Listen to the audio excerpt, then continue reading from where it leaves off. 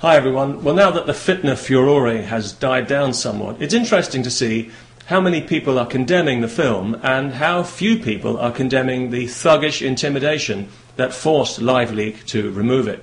What happened to all those people who keep telling us, I don't agree with what you say, but I'll defend your right to say it? Where have they all gone? Maybe they're on vacation. No shortage of politicians, however, lining up to accuse the film of falsely equating Islam with violence, which is a bit like falsely equating Walt Disney with Mickey Mouse. I'm sure anyone who follows the news would also equate Islam with violence. I know I certainly do, because anytime anybody criticises Islam, they're usually threatened with violence. Islam without violence is like an egg-free omelette. The religion is predicated on violence and the threat of violence. It's a religion of peace in the same way that North Korea is a People's Democratic Republic. But we're not allowed to say that, because if we do, we'll be threatened with violence. When the film was actually removed under threat of violence, some Muslims actually had the nerve to congratulate LiveLeak for promoting tolerance on the internet. I tell you, whenever I think about this stuff now, I feel like I'm in a hall of mirrors, don't you? To be fair, Dutch Muslims do deserve some praise because they could have reacted violently and probably got away with it. We all know that. So all credit to them for not exploiting the situation.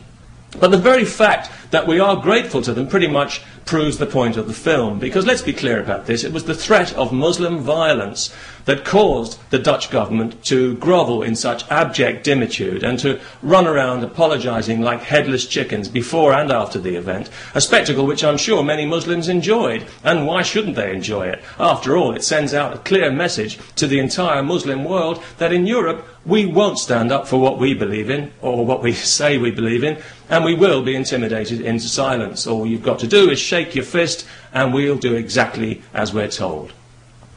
So Islam in Europe now enjoys the best of all possible worlds. It's a religion when it wants to be, it's a culture when it wants to be, and it's a race when it wants to be. It gets full rights on all three counts, demanding and getting respect wherever it goes, while giving absolutely none.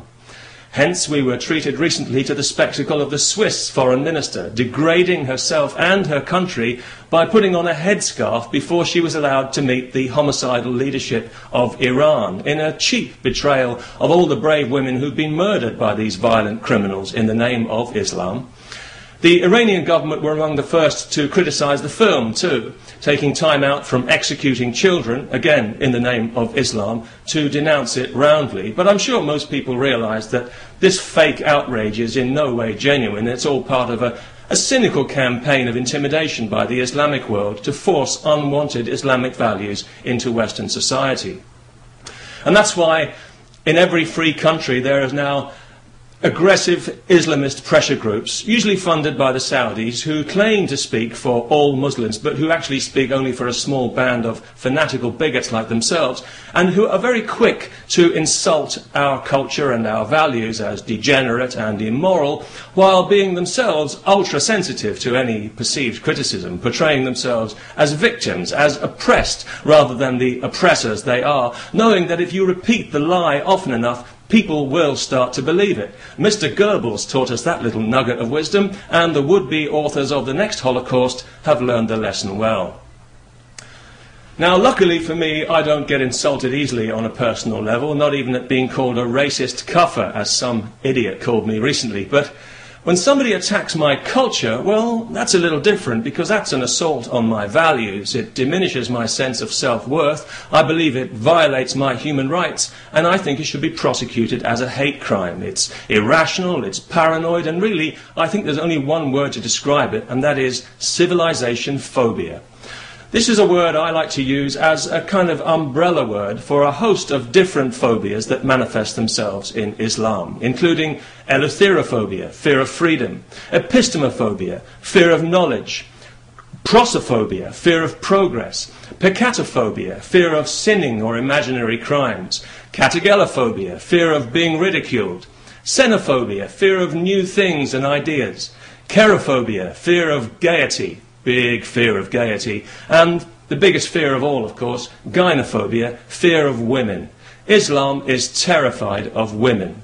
And that's why all over the internet you'll find clips from Arab television where, along with all the rampant Jew-hating and other propaganda aimed at turning children into murderers, you'll find clerics calmly explaining under what circumstances a man may beat his wife in the religion of peace. That's right, a man may beat his wife. And they wonder why we don't want this stuff in Europe. If you lay a violent hand on a woman, you're not a man, you're an animal. And I don't care how many so-called scholars tell you that cowardly brutality is the will of God. Chances are you've never been on the receiving end of the kind of punishment you like to dish out so freely. So I hope the Hindus have it right, because if there's any justice, you will be reincarnated as a female homosexual Jew. And then you'll find out what a pain it is having to deal with violent, primitive dickheads like you. You know, when I was growing up, I never thought I would be ashamed to live in the 21st century. I thought it was going to be a new golden age, the space age, an age of knowledge and discovery. We'd have shaken off the shackles of superstition by now, surely. We'd had the technology to reach for the stars, maybe even create paradise right here on Earth. I remember looking forward to it. Well, here we are. And what have we got? We've got Islam, a violent 7th century desert dogma that wants to take over the world, remove our freedom, subjugate women, brainwash children, persecute Jews and homosexuals, and drag us all back 1,000 years. And all we can do is make excuses for it for fear of causing offence. We really are pathetic, aren't we? You know, I think people living 500 years from now will look back on this period of history and they'll laugh at us. Well, wouldn't you? Peace.